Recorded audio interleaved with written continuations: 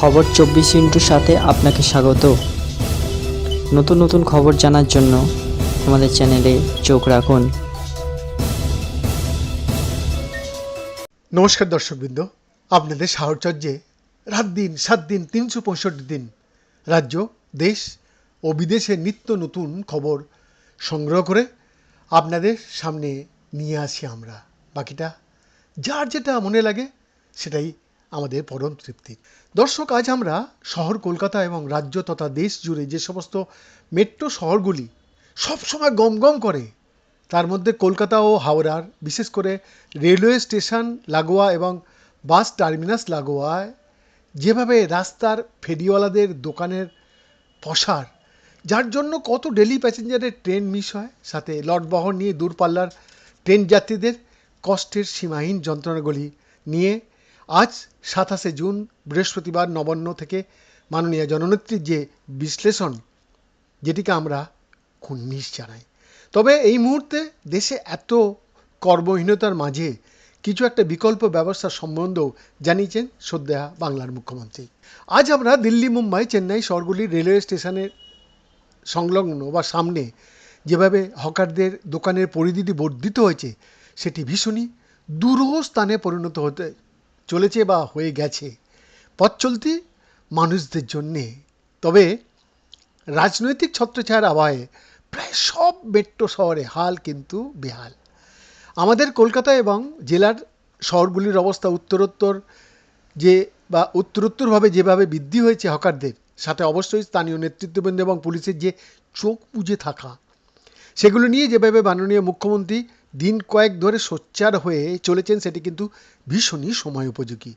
মানবতার খাতিরে রাস্তায় ফেরি করা মানুষজনদের প্রতি সহানুভূতি থাকাটা অন্যায় নয়, তবে সেই সহানুভূতির আবহে জোরজার মুল্লুক তার, সেটাও কিন্তু একদমই কাম্য নয়। কলকাতা শহরের প্রাণকেন্দ্রে কজন বাঙালি হকার বা বেকার যুবক যুবতীরা হকারি করতে পারে বলতে পারেন? যেখানে ভিন রাজ্যের মানুষদের যে রমরমা হাবভাব, যেগুলি মাঝে মধ্যেই শোনা যায়।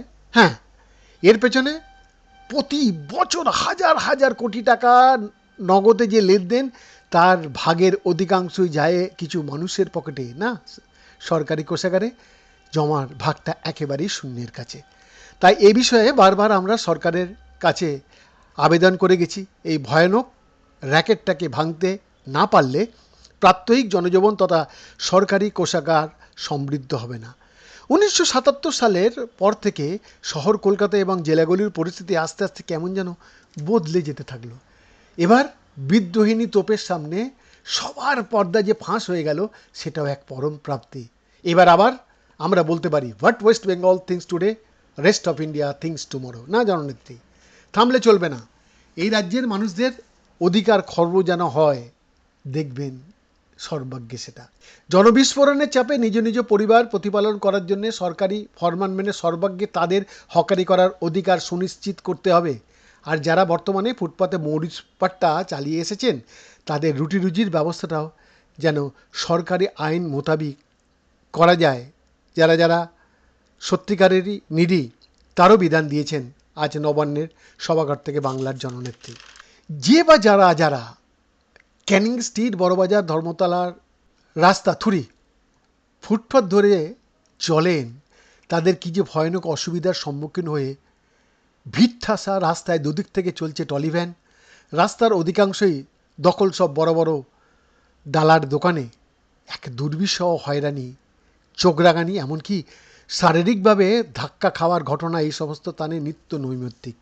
হ্যাঁ, মাননীয় জননেত্রীর হুঙ্কার সত্যিকারের বাংলাবাসীদের কাছে বিভীষিকার হাত থেকে মুক্তির কিরণ। এগিয়ে চলুন শ্রদ্ধেয় নেত্রী।